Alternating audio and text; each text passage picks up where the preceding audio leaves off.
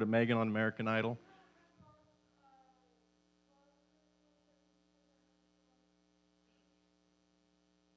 What?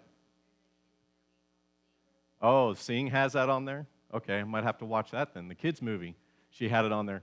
Anyway, it's a catchy song, and I said it's weird. I found myself, because I downloaded it, because it was going through my mind a lot this week. And then I realized I'm walking down the road, walking the dog, this tiny little dog, toy poodle, singing My Way, forgetting I had my headphones in.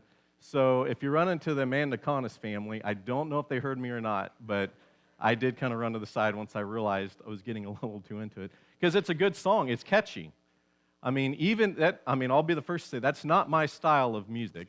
That's not what I normally listen to, but there is something about that. I've never sat down and listened to Frank Sinatra, and in the process of this, found out Elvis Presley sang it as well. I didn't know that. He's got a version on there if you want to go listen to it.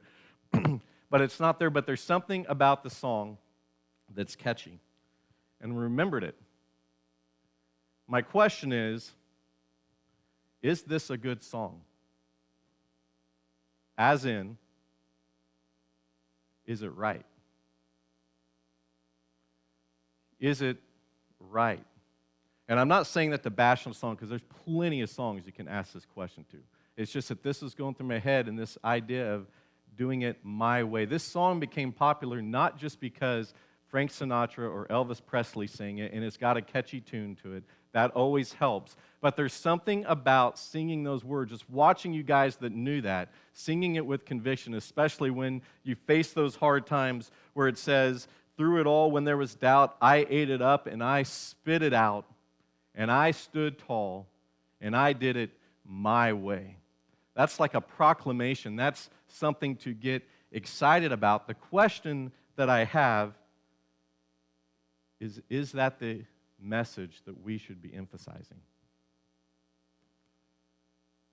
Sorry if I'm ruining your song, by the way, right now. And I could pick many others, but as I listened and I thought about it, I went, is this the message we should be emphasizing? 2 weeks ago, we talked about the myth of YOLO and the concept of YOLO. You only live once. It's something that we've kind of gone through that phase a little bit. I don't hear it as much as I did about 3 or 4 years ago, but it's a phase we went through where a lot of that was going on, as I shared before, and I was talking to somebody later. It usually preceded them doing something stupid or following something stupid that they were going to do and then go, YOLO. But you only live once. We talked about the fact that sounds really good and that sounds really wise, and even to a point where you could live by it, but is it true? And what we're reminded is that it's not because of what Jesus did on that day in history. When he defeated the myth of YOLO, that you only live once, by literally defeating death. And through that process gave us the opportunity to do the same. To the point of giving us a second chance at life so we don't only live once for eternity, but also on this life that we live now. And what I wanted to talk about today and a little bit next week is, what do we do with that second chance at life? It's one thing just to say he gave us that chance, but what do we do with it? What should we be living with? Does God have something specific in mind for us? Or did he just say, hey, I gave you another chance, go live it. Go, you do you. Go do it my way or your way. Is that what his intention was when he gave us this second chance? Does God actually have a reason? And should we be using it to live my way or some other?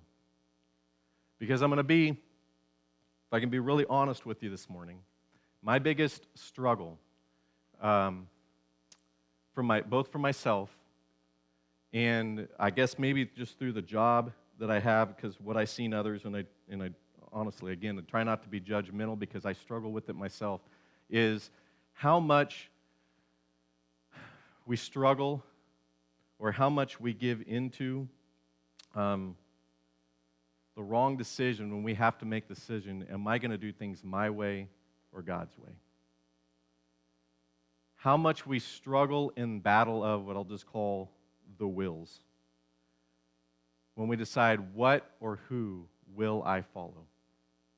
Is it going to be my will or His will? My biggest frustrations, my biggest moments of just like, either again for myself or for somebody else and I see them doing it going, we're missing out, is when I hear myself or others or somebody make decisions, especially continually, where they're saying, you know what, yeah, I believe Jesus, I'm thankful for Jesus, I'm glad He did that, we're good to go, I got my ticket punched to heaven, but I'm going to do it my way. And with what I'm comfortable with, and the way that I want to see it done. That's one of the hardest things for me to deal with, the process, to accept, and get frustrated with myself in when I do it. When it comes to the battle of the wills, I can find myself at a place of just, we aren't getting it. And every once in a while, I think we just need to stop and talk about that. That's what we're going to talk about for a few moments today. Todd Brashler, and we actually have the material. I'm hoping that we'll present it. We bought it. It's, again, another online study, or there's different ways you can do it. Did a whole, I don't know if you call it a seminar, a series, a study, or whatever, that's called Where in the World is Will? And I've been going through, working on, we got somebody who's going through it that may lead a small group for those that are interested in it. But he does a great job of talking about this idea of God's will. And in this process, he actually, in here, pulls together the different kinds of wills that we have in our life, and the different meanings, the different types, the different ways that we even use the concept of the word will. Have you ever stopped and thought about how many different ways we use the word will? He says we use it as a verb sometimes to just express our plans for the future. Tomorrow I will whatever. In the future, I will this. I got tickets down the road because I will go do that. We use it to express our plans for the future. We use it as a way to express our desire or wish for the future. You know, where there's a will, there's a way. And we use will. We use it as a way to express our determination for the future. I have made up my mind to go, and to go I will. We use it as a way to express inevitability. You do that, fill in the blank, will happen. You go make that decision, this is what will happen. You say that there, this is what will happen. We use will as a way to express a frequent, customary, or habitual action. He will often get angry over nothing. He will often get emotional when this comes up. It's just a normal thing. We use it as a way to express a command or an exhortation. You will do as I say at once. Hang on to that one because it's going to go to the last one. That's when we see the last one. But we also use it as a way to express and record our final wishes. A will and testament. The one I want to talk about, and the one that we battle the most, is the one that defines our personal wishes, our way of thinking, wanting what I want, my will. We often see that come up when we actually use it as the command or exhortation. Those of you that have kids, you know that. You will, whatever, they remind you what their will is in the process. There are so many different ways that we use will, but the one we struggle with is when we try and figure out my will versus others when it comes to my personal desire, my wishes, my way of thinking, my wanting what I want. And I think the reason we struggle with it is it's something that we are born with. I mean, have you ever stopped and realized every single one of us in here were born with a very strong will? And unless somebody raised us up and worked with us and trained us or whatever, we may still have one at this point. You know people that still have a very strong will, but eventually we kind of adapt it and we do different things with it and we kind of give it away. We work with it, but some of us are very much still stuck on my will and what I want. There's certain ages when we see that and it's expressed, we have a name for those people. They're called spoiled brats. When they continue to act the way they did when they were born, if they don't get their way. But we're all born with it. It's what we do with it as we grow and we develop and we walk through life. It's not something that none of us have at some point. It's there. And I think that's why it's a struggle.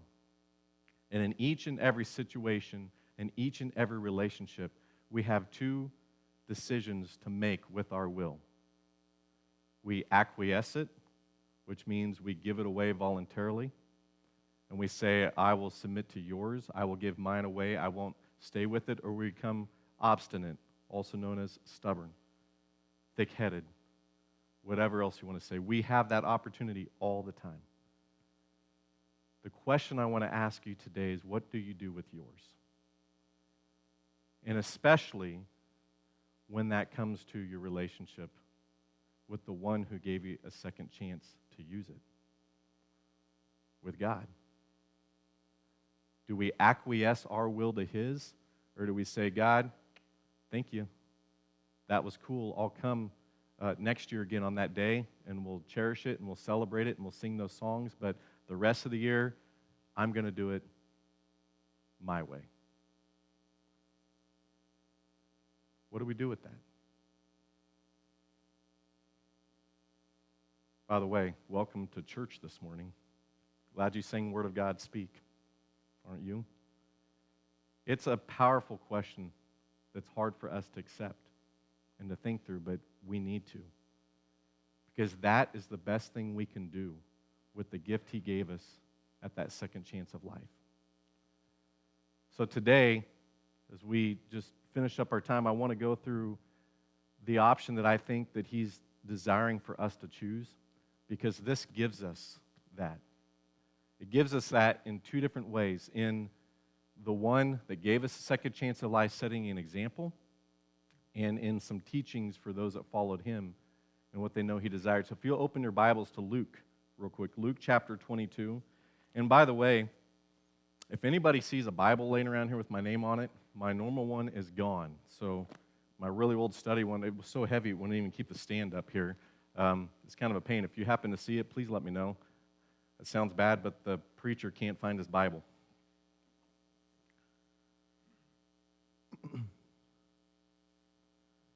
I want to look at an example that was set for us as to maybe how we need to consider what we do with our will that we have. How we should respond with our will. This comes... that phone has a will of its own. It's going to do whatever it wants to do.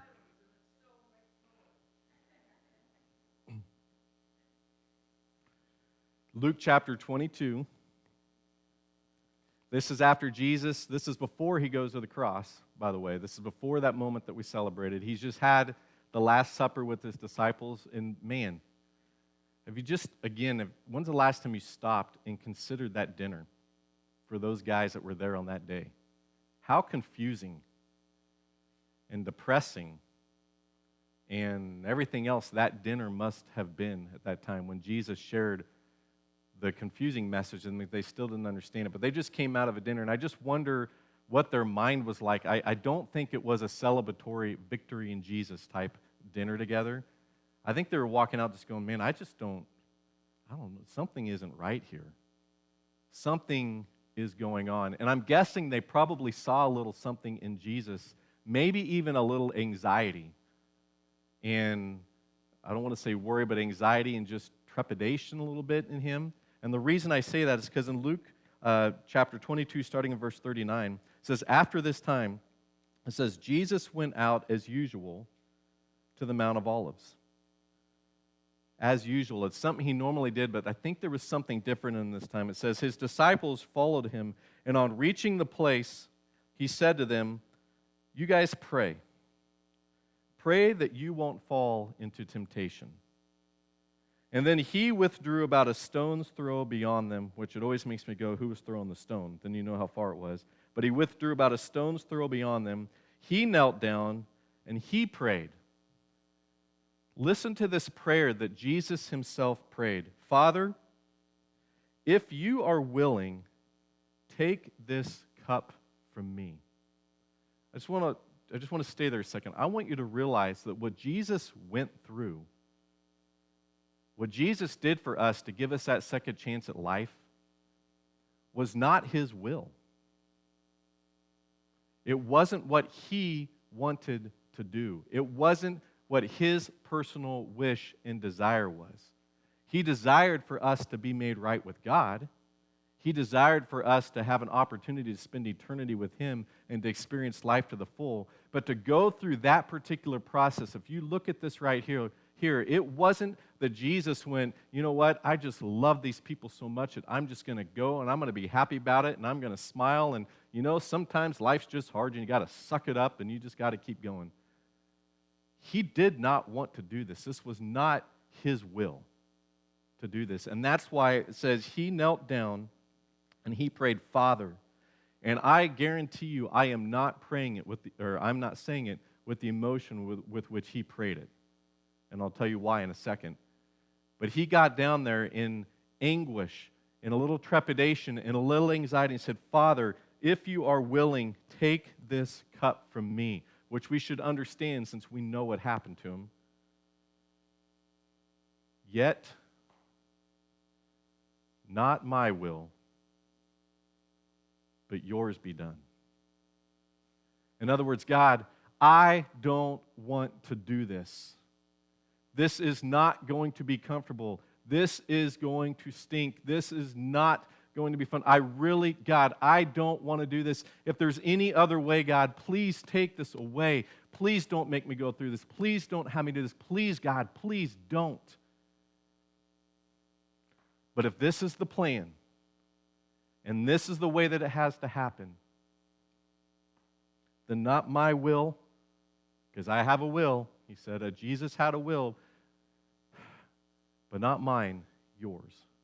I acquiesce to you. An angel from heaven appeared to him and strengthened him. You want to know how I know that he was in anguish? Because he even had in this prayer to have an angel have to come and say, I got you. You're going to make it. It says, and being in anguish, he prayed more earnestly. So that wasn't the only thing he said, even to the point where his sweat was like drops of blood falling to the ground. There's a lot of people that don't believe that actually happened, that that's just the writer trying to dramatize this. But they actually say, and we have some medical people here, and I don't know if you've studied hemoptysis or whatever it is. I can't even say it right. But it's a very rare thing where sweat can actually come out like blood or with drops of blood with it when you are really in a stressful, anguish-type situation. And Jesus was there because he didn't want to do this. He didn't want to go through this. But even at that place, he said, I don't want to, God, but you know what? This is about you and not me. So not my will, but yours be done. Have you ever been at a place where something was coming up and you were just anxious about it? And you were just nervous about it and you thought about it and you couldn't sleep and all that was going on? Jesus was at that place on steroids. We haven't been there. You know how I know that? Because we haven't sweated blood over it yet. But that's where he was. And in this moment, before he went and gave us the opportunity, he gave us the example of what we ought to be doing with our lives and the second chance at life he's given us. We can be honest with God and we can say, God, I know you're telling me to do this. God, I know Scripture says that, and I really don't want to do that because I would rather do that. God, I really would rather be doing this than this, and that does not sound fun, and I don't want to be a part of that, even though you're calling me to it. And we can be honest with him, and we can tell him, but if we're going to follow the one who gave us an opportunity,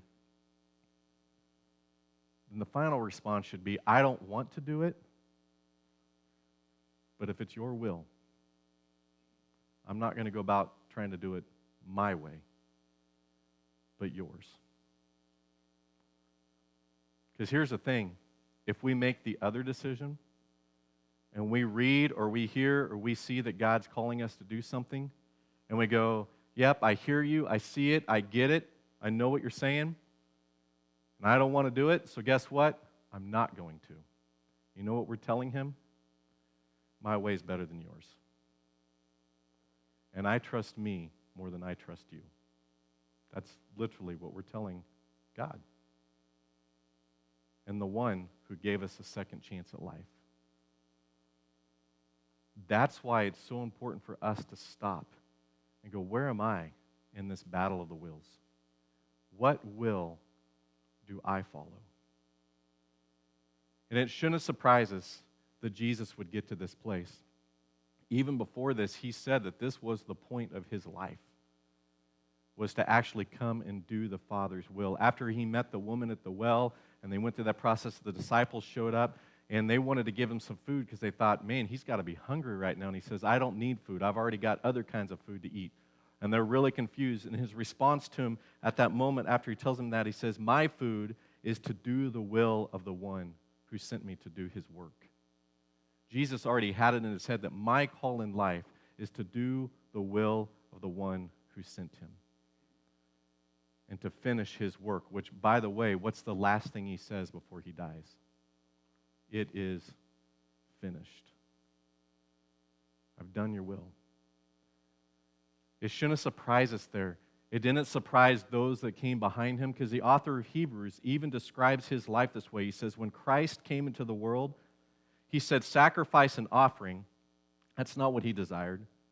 But a body you prepared for me with burnt offerings and sin offerings you were not pleased. And he said, instead, what you wanted was me saying, here I am. And that's why it's written about me in the scroll that I have come to do your will, my God. I've come to do yours. Those that followed behind, especially Paul, began to understand was a pattern of life that Jesus got something, that Jesus died for, to say if people really want to experience what God has, they got to come to a place where they say the same thing.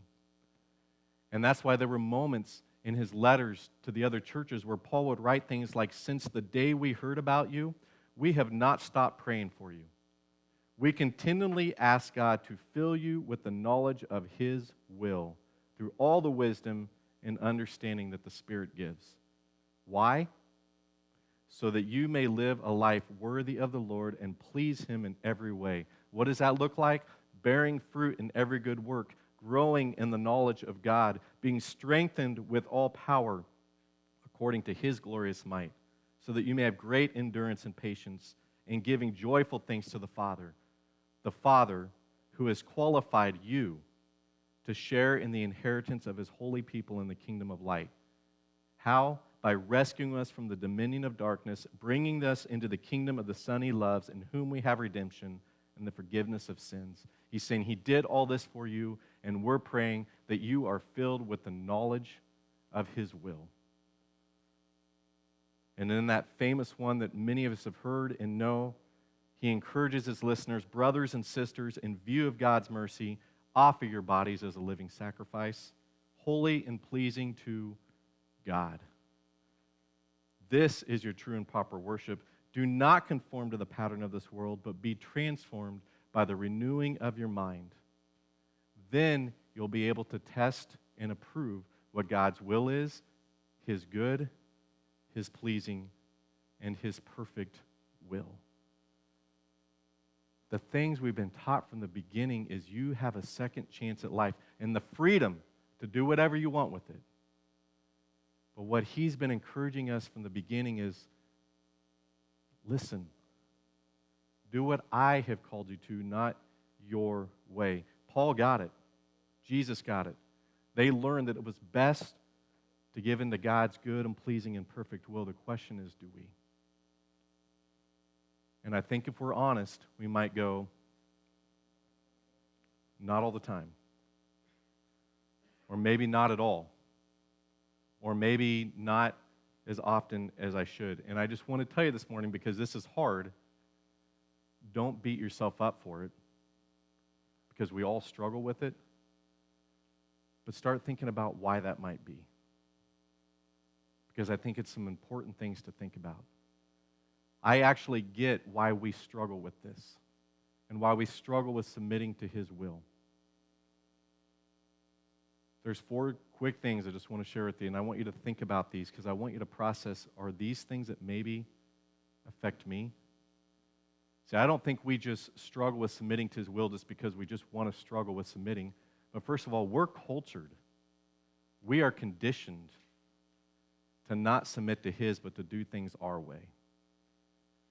There's songs written and idolized and sung and appreciated and celebrated about doing it my way. One of the things that makes us so strong and also can get us in trouble, even as the nation that we are, is that I am strong and I am tough and I can pull up my bootstraps and I can do it my way. That's the culture we live in. And there's some good to that until we start thinking that that's the way it needs to be done, is my way. You've heard me say, and it's the popular one now, you do you is the big thing that's going around. You know what that means? You do it your way. I'll do it mine. Let's stay out of each other's business. And maybe that'll work in a relationship that you have that you don't want to cause conflict at the moment, but when that comes to God, we're going to miss out on what He's given us an opportunity for. But our struggle with this begins with the fact that we are cultured and we are conditioned to do things our way, not His. The other reason we struggle with it is because we don't know what His will is. Or we don't understand or believe He even has one. And that's what I want to talk about a little bit next week, so I'm not staying here very long today. But you know what? God has a will for all of us together and for each of us alone. He has a universal sovereign will. He has a moral will for the world. We read about it in here. And He has an individual will for each one of us. But partly why we struggle is because we don't know what that is. Now, a lot of that oftentimes is on us because we haven't actually stopped and asked. Or we haven't looked into it. But it's hard to submit to His will if we don't even know if it's there. And if we don't even know what it is. So we struggle. I think the other reason we struggle with it is because when someone talks about it and we read about it, we think, well, if I do that, it's going to be terrible. Because when do you hear stories about doing the will of God? What are they connected to? Somebody dies, somebody's persecuted, somebody's struggling, somebody's whatever. And any time it seems like we talk about someone going, I'm doing the will of God, it's connected to something where we go, well, why would I want to do that? I mean, especially right now, my life is good. I'm comfortable. Why would I want to do that? And we actually think that looks terrible. And the truth is, it possibly could be for the time being, but what we tend to forget are some of His amazing promises in Scripture that it's actually better when it's all said and done. There's a passage of Scripture in Psalm 37:4, which I encourage you, by the way, in the times that we're in right now, read all of Psalm 37, period, right now. But Psalm 37:4, I went through a time in my life where I was just struggling with making some decisions in the battle of my will versus another, and I came across this in a devotion I was doing with our youth group, and I actually looked into it a little bit more, and I thought, you know what? This is powerful. The psalmist says, trust in the Lord, do good. Dwell in the land, enjoy safe pasture. Take delight in the Lord. And when you do that, it's not going to be terrible. He's going to give you the desires of your heart. Now, here's the thing, though. We twist that, and that's another reason why we struggle with this. We go, wait a minute. That says if I take delight in Him and I like Him, then I'm going to get what I want, right? And it's not happening that way, so this is all a bunch of bull. That's not what this is saying if we really understand. Take delight. The word delight is the word anog. The original word is anog, and it actually means bendable, delicate, pliable. I would picture when I saw this like a piece of gum. How many of you last time, what is that little hard stuff that has the white, like the pink gum, it's a rock when you put it in your mouth? You guys know what I'm talking about? What's that kind of gum that feels like it's been there for 15 years when they sell it. Do you know what I'm talking about? The real hard one that you put in your mouth and you try and chew on it. Double Bubble. I thought Double Bubble was good. Maybe it is Double Bubble. The flavor lasts 3 seconds. It's hard as a rock, and it's got the white stuff on it. I don't know why we eat it, honestly. But we do, probably because it's cheap. But I picture that when I think of this. Anog is like us being that piece of gum, being willing to go into the mouth of the one that's mastering it and let him just kind of chew on us a little bit, work on us, work it out till we become pliable and bendable, eventually to the point where that hard piece of gum can become so soft you can blow a big bubble and just have a good time with. That's what this is calling us to, is to become those who delight in the Lord, to become like that piece of gum that says, I'm going to become bendable, pliable, delicate, and I'm going to let you work me and work me and work me till you can use me. To what this says here would be the desires of my heart, which means he's worked me, where he's even changed my heart, and I realize what my real desires are. And the moment I had in my life where I came to grips with this was when I had to make a decision on one final year of playing basketball in college. Many of you don't know, I have 1 year of eligibility left to play basketball. I've called Bill Self every year, and he won't take me for some reason. But I still have 1 more year that I could play ball. I did my 2 years at Brown Mackey. Worst 2 years of my life. 2 years at Brown Mackey, and then felt called to go into Warner Pacific. That first year I was going there because my life, the whole thing, things were starting to change. As I started going, God, something's not right. And again, I was far, far, far from really submitting to His will, but I was starting to go, there's something about what you want versus what I want, and there's something more to this. And I was starting to give in a little bit. I went to Warner, got to see a whole different perspective on a whole bunch of different things, which almost sounds funny now when we think about what's going on in the state of Oregon, that was the place that actually helped change my life for so much positive. But went to Warner, and I went through that first year of school. I didn't play ball. I didn't go there to play. They had really was more of a club team at the time, but they played other schools just like you were going, but they weren't officially part of a league at the time. I went there, and I thought, you know what? They aren't very good. I can play with them. So the next year, I still wanted to play.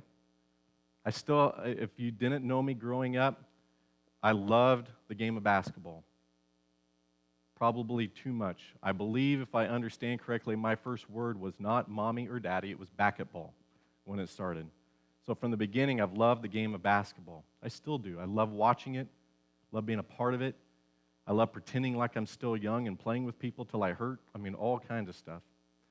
And it was hard to sit there and see them going, I could play with them. I could still play.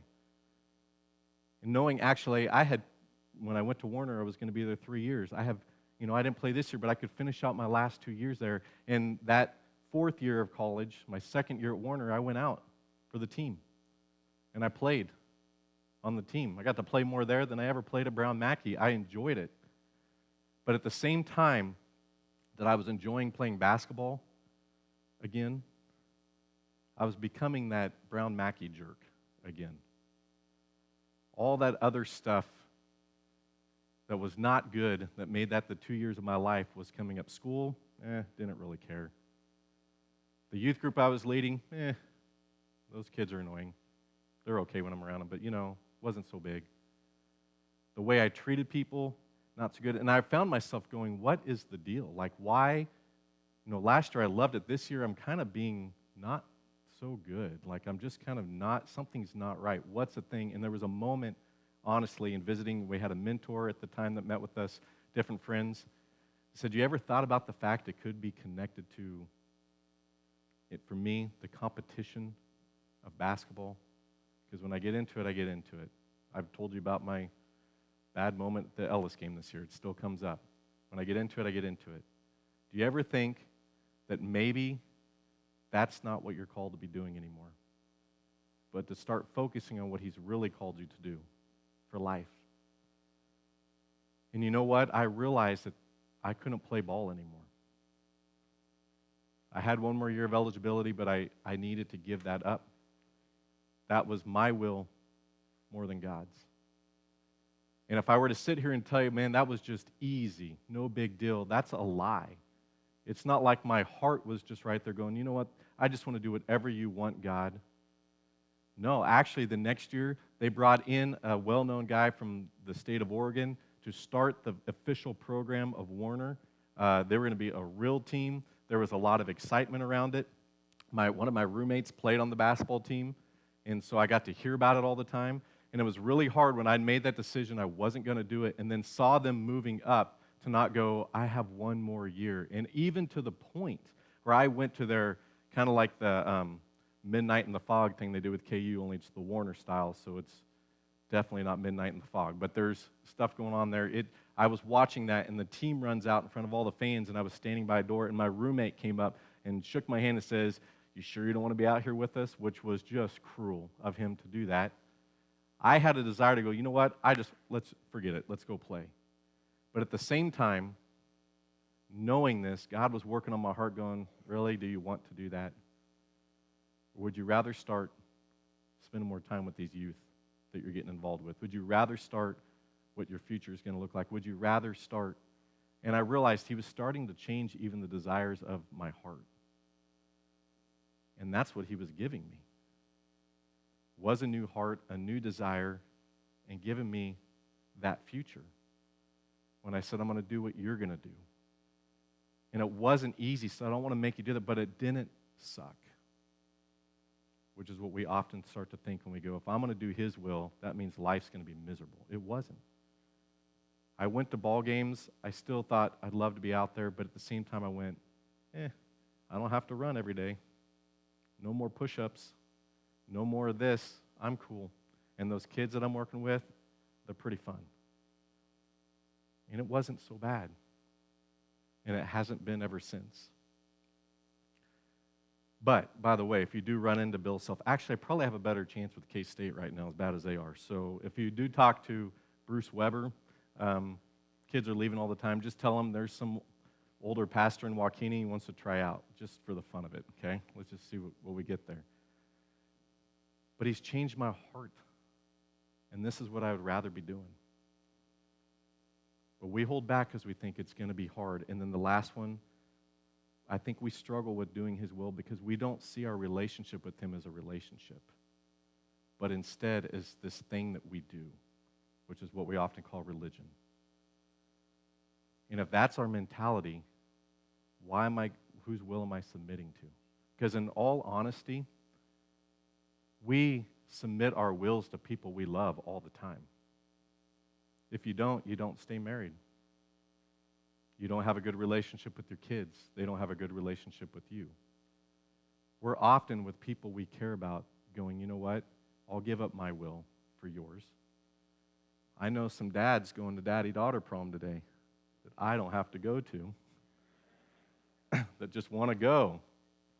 Right, Shay? I don't know any others back here. Seth loves it, I think, right? Are your kids in here? You can tell the truth. Oh, okay. But we do things for those that we love all the time because we're in relationship with them. But if we're not actually in relationship with God, then what will am I giving into? When we don't realize that we're not in a thing that we go do once a week and that we talk about and that we mark off the checklist to say, I'm good, but I'm in a daily relationship with somebody who's saying, hey, this is better. This is where I want you to go. If we don't realize that, then we're not going to submit to that will. So we need to ask ourselves these questions, and as we close, I'll just have them come up and play. We need to ask ourselves these questions. Am I submitting to his will, or in the battle of the wills, am I making him submit to mine? That question that was asked, am I working for God, or am I expecting him to work for me, is an important question. Because it really does determine what we do with the second chance at life that we've been given. Jesus did not defeat the myth of YOLO so that we can just go through the motions, celebrate it one time a year again, and call it good. He did it because he goes, that second chance of life, it's awesome. That second chance of life, it's hard.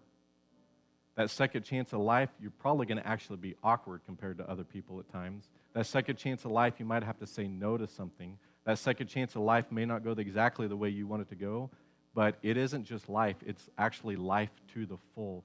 It's life where you're actually going to get to experience the desires of your heart.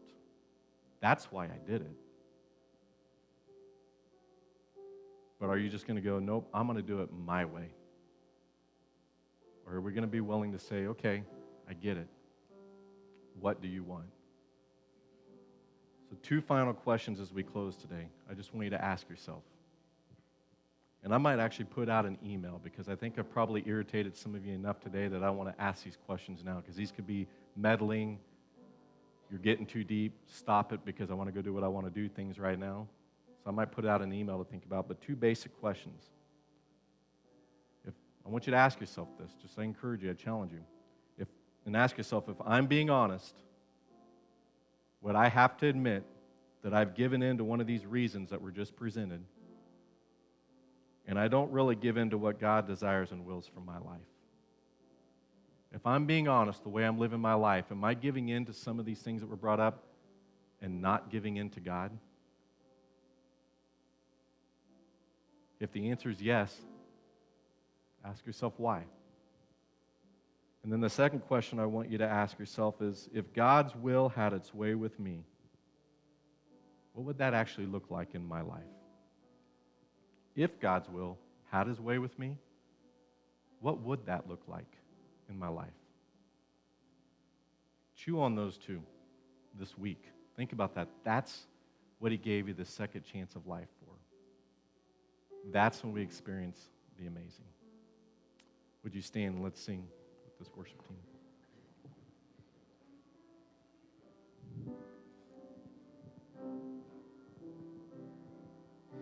Have thine own way, Lord, have thine own way.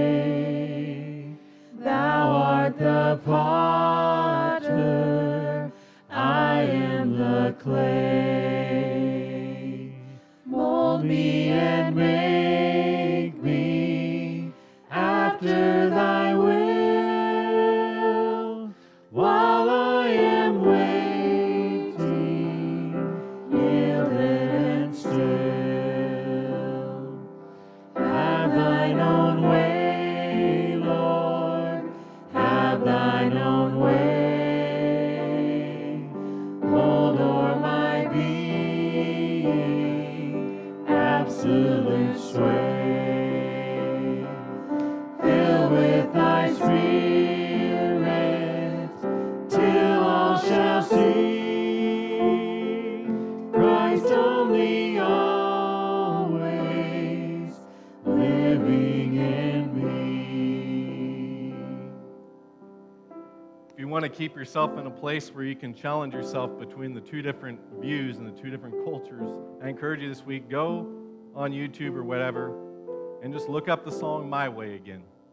Whatever version you want to hear. Elvis, Frank, I was just told the Rat off of Sing will sing it for you. Any one of them, go listen to My Way again. And then another one is an old song by a group that I did grow up listening to called DC Talk, called My Will. And compare those 2 together and go, where do I fall in this? Where do I land in here? And then ask those questions. Am I giving in to the reasons not to? And if you really had his will and his way with my life, what would that look like? I think pretty amazing. And it'll lead you to places you don't expect. Case in point. But pretty amazing. God, I pray that you would give us the courage to bend into your will, to give into your will, to acquiesce into your will, not because you just want control over us and you want to make our life miserable, but because that's why you gave us a second chance at life. God, if you have to, remind us today that we are not smarter than you. We don't know more than you. We don't understand more than you. And that's okay. In fact, that's great. But to know that we get to relate and walk with the God who created this universe, that knit us together in our mother's wombs, and that brought us to this place in our life, we get to walk with you and actually hear you say, here's what I have for you. God, help us to see that gift that has been given to us and to make the most of it. Because the truth is that song we listened to started out, we're going to come to a point in our life and whatever, where we're going to come to the end and we're going to have to talk about, I either did it my way or I did what you had for me to do. And that choice will be in front of us. That realization will be in front of us. So give us the courage to work through this with you and to begin to ask you, what is your will for me? God, as we go today, let it begin now. Let it begin through this afternoon, tomorrow when we go back to work, the people we connect with, the activities we're a part of, until we meet again in this place. In Jesus' name, amen.